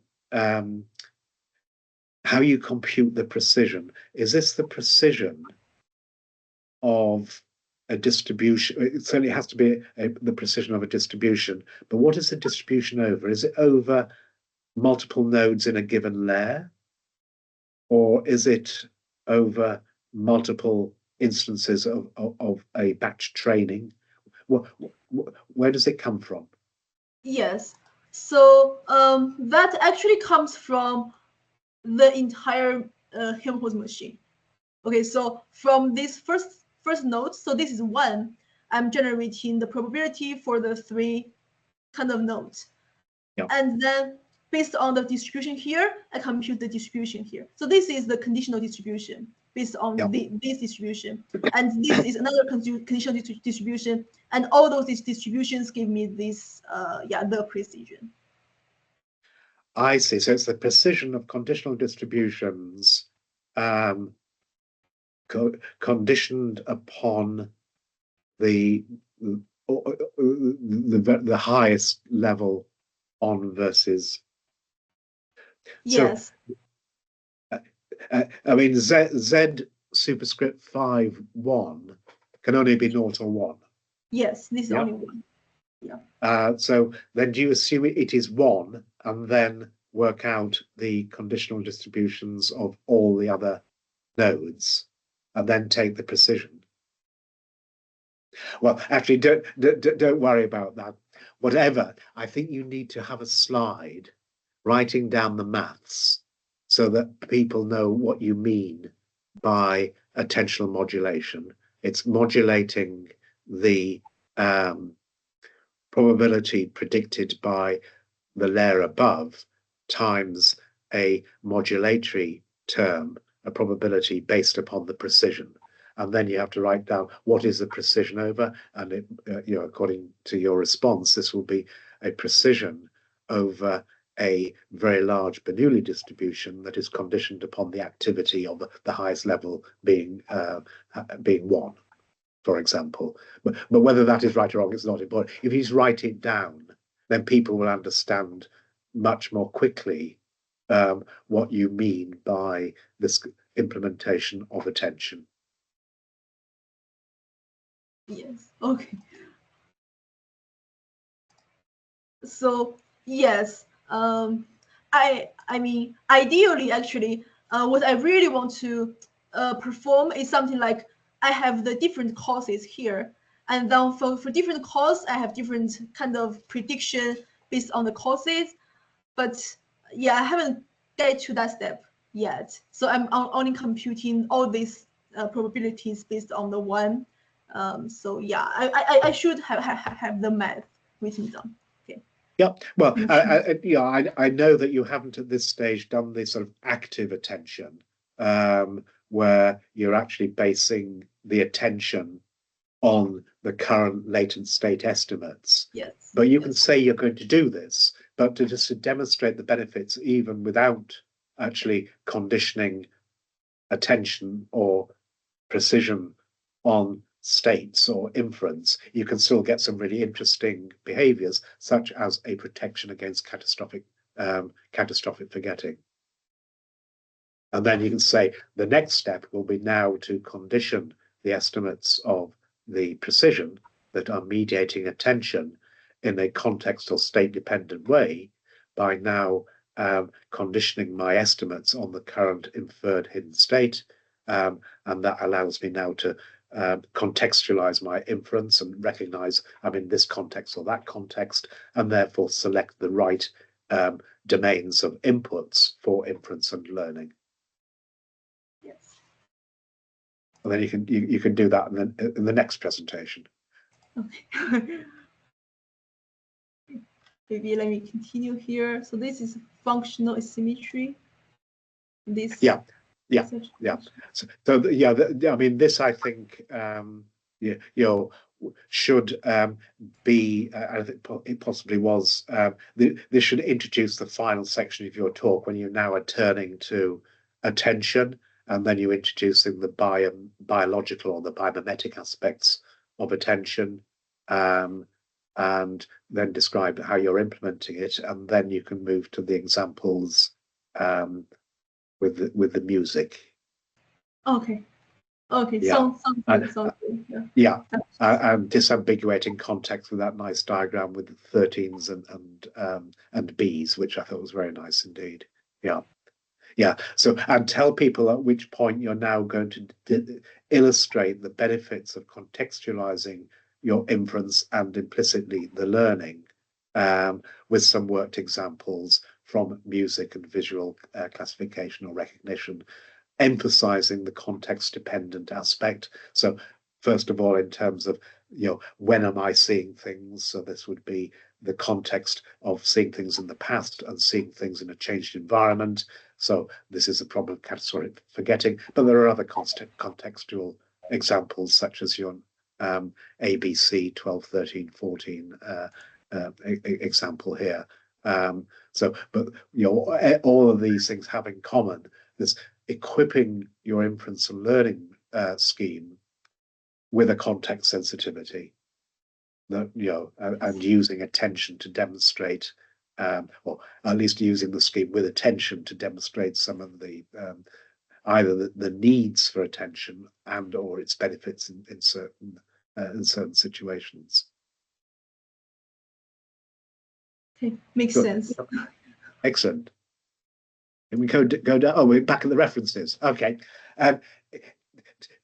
To close, if you'll permit me, I know we've been talking for a long time, but I just picked out 3 or 4 papers that might be not useful for you at this stage, but certainly will be useful in terms of referring to the literature where some of these ideas have been shown to be important in various applications, and I've tried to choose them that I'll speak to your particular interests in music.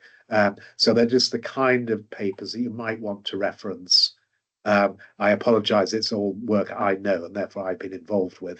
But the kind of papers you might want to reference in the discussion, see X for a related treatment, but focusing on this kind of interpretation or this kind of problem for which you would need the attention that I have described in the previous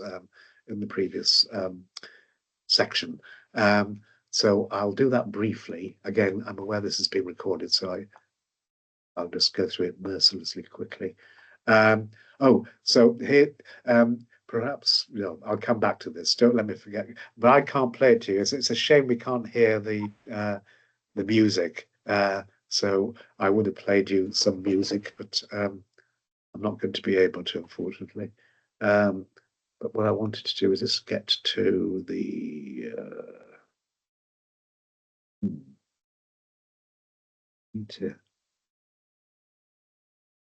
I see. Okay. No. This again.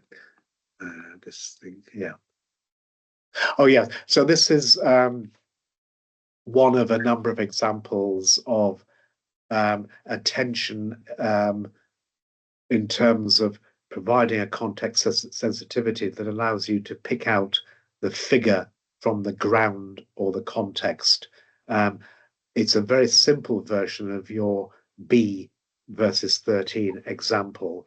But this is not going to be directly useful for you, but it will provide you with a biological motivation in the sense that it deals with continuous state space models and predictive coding, but implements precision actively in the way you were describing it in terms of providing top-down predictions of precision.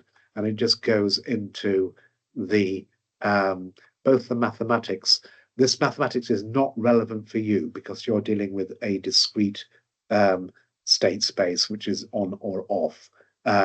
So you get a different kind of mathematics when you consider continuous state space models. But the basic idea, I think, is very similar in terms of active attention corresponding to deploying estimates of precision from higher levels in a hierarchy.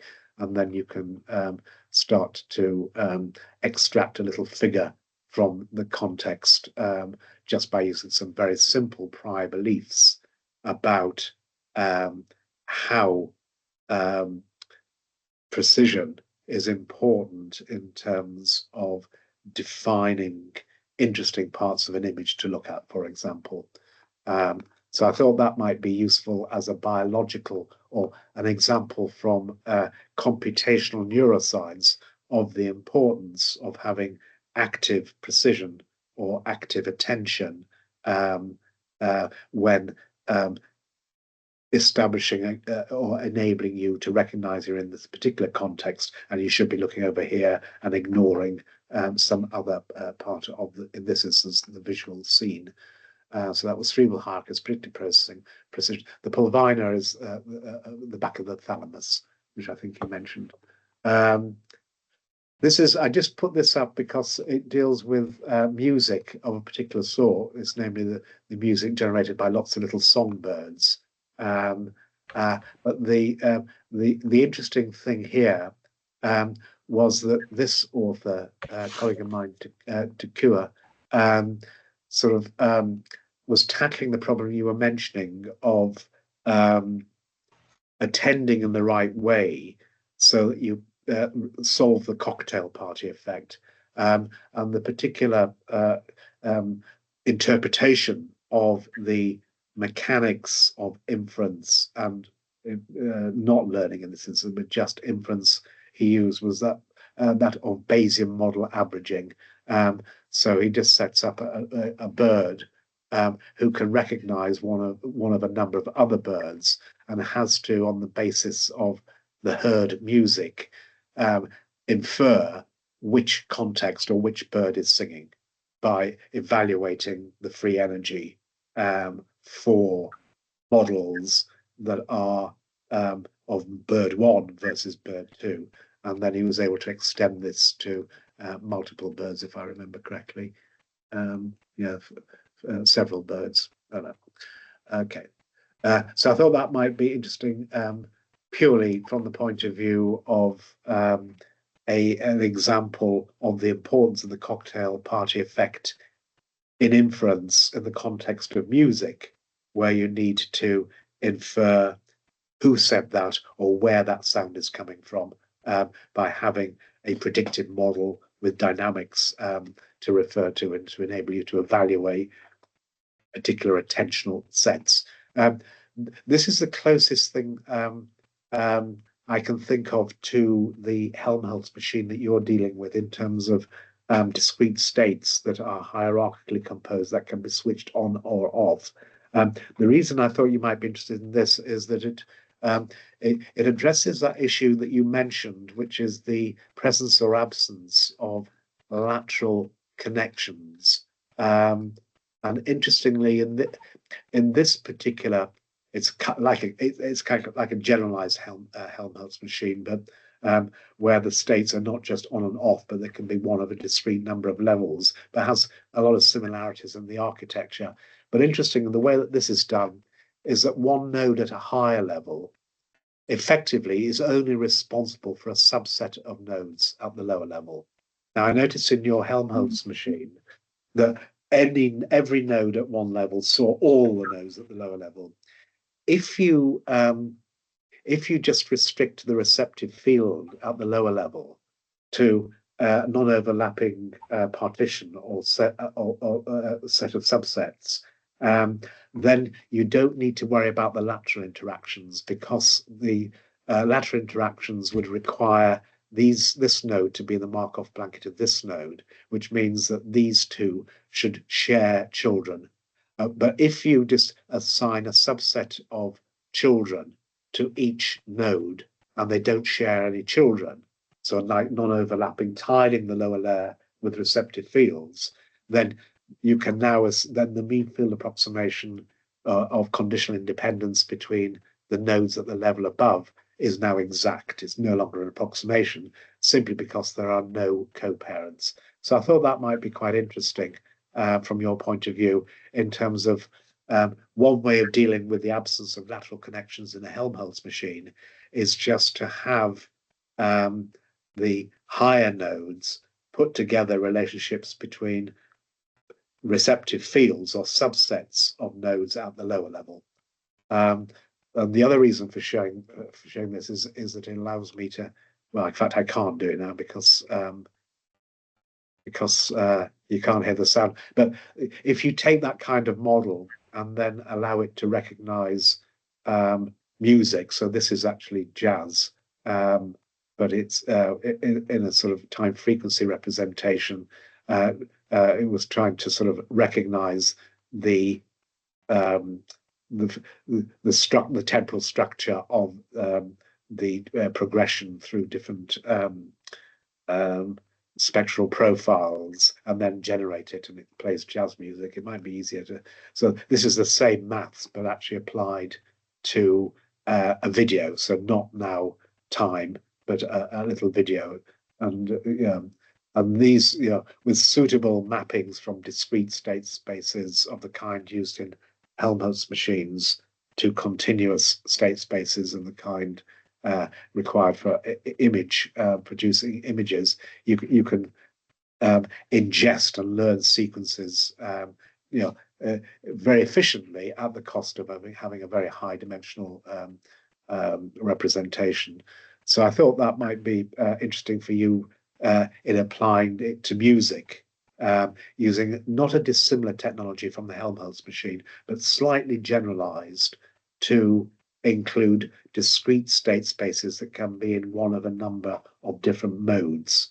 And then you can map those discrete state spaces to time frequency patches or little patches of video, as in this example. So I can now close that. So that was from Pixels to Planning. I think it's under review somewhere, but I'm not sure where.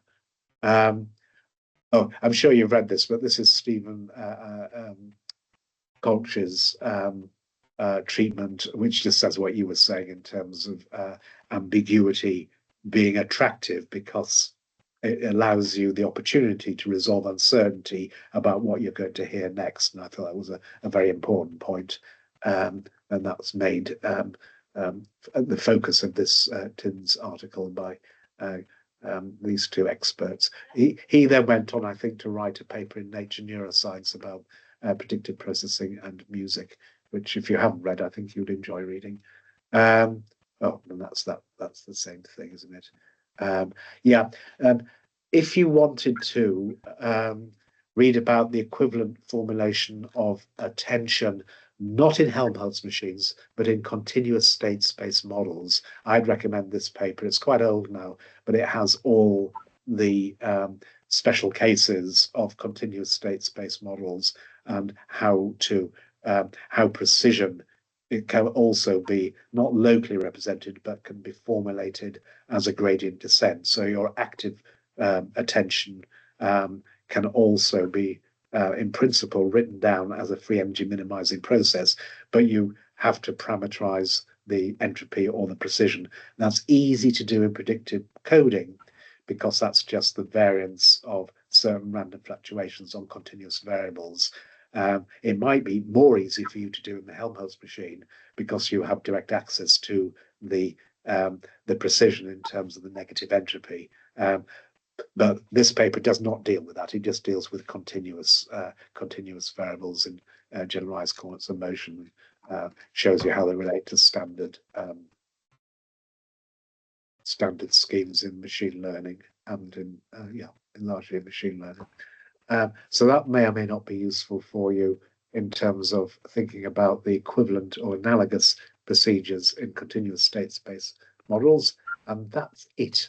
Those are my chosen papers to entertain you after you've entertained us.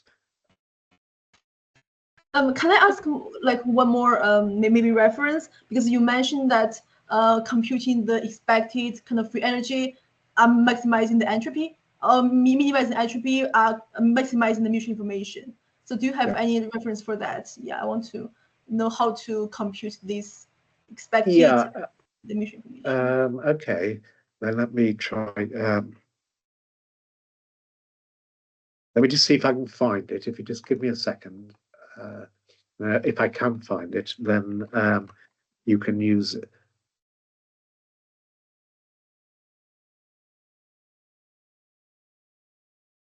I can show it to you.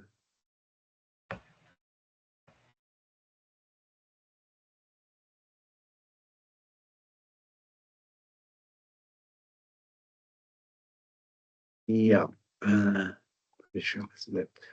So I think the simplest answer to your question would be to refer you to the appendix of a paper that I'll now share the screen so you can see what it would look like when you find it for yourself, that takes you through the maths. Share here, share screen. So in this paper, it has an appendix which is entitled Expected Free Energy.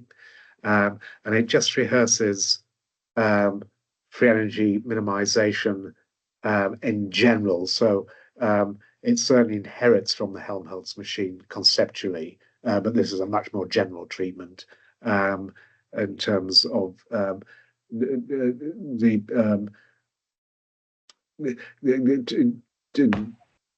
partitioning the free energy function into various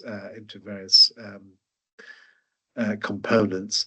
But specifically, it's interested in a generalized or expected free energy that has as part of it mutual information in terms of the particular policies that you would pursue.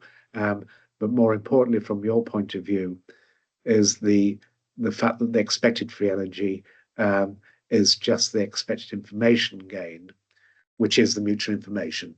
So these two things are the same. There is basically the KL divergence, or the relative entropy between states and observations, given the when you're given the observations relative to without the outcomes, your D naught, for example. Here it's actually conditioned upon a policy, but you can ignore that. It's the same maths. In fact, there's actually, well, no, there is actually a better, simpler one, but I'll find that in a second.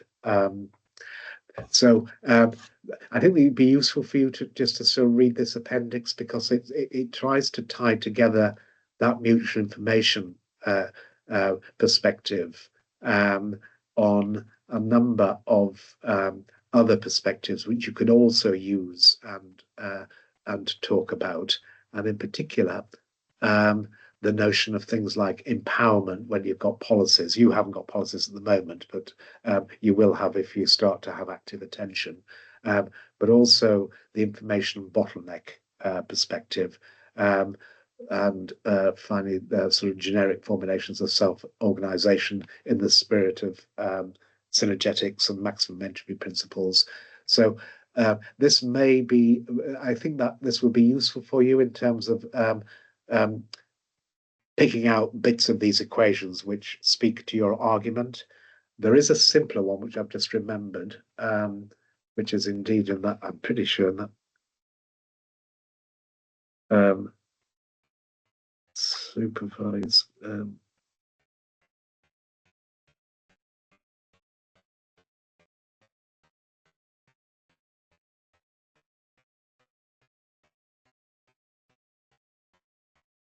Let's go to this one. I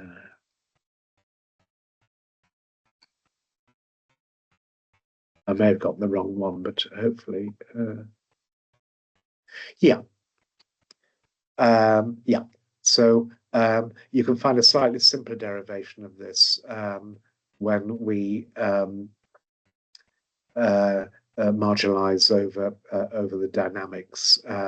So in terms of the parameters, which in this instance are the small a's, which are Dirichlet parameters that stand in for your weights, then you can express this expected free energy as a mutual information minus an expected cost. But you haven't got any costs in your paradigm because you're not doing reinforcement learning or anything of that nature. So your expected free energy is just the mutual information here. So A here corresponds to the weights, the parameters, and it's just basically the joint probability of your D's or D0 or your observations and your Z's, your latents, or the latent states, relative to the marginals of both the observations and the states for any given parameterization. So optimizing this expected free energy with respect to the parameters maximizes mutual information. And that's basically what you were showcasing, either explicitly or implicitly by taking the average over a large batch. Sorry, so that is a more recent summary. It doesn't have all the links with information bottleneck or empowerment or the physics of non-equilibrium self-organization, but it's simpler, and you can use you can use this as a reference because it's talking explicitly about learning the parameters as opposed to inference. Yeah. Thank you. That's very helpful. Yeah, I will look into that. Good. Yeah. Biological, yes, probably not the best place to publish that. But good. Good. Thank you so much, Carl. Thank you, Jingwei, for your presentation. I have and one I more guess we can. Oh, go ahead, one please. more question. I'm sorry. Yeah, just well, I mean, just want to mention that yeah, as I talked to the Professor Friston before, that I am kind of like invited to contribute to this special issue here.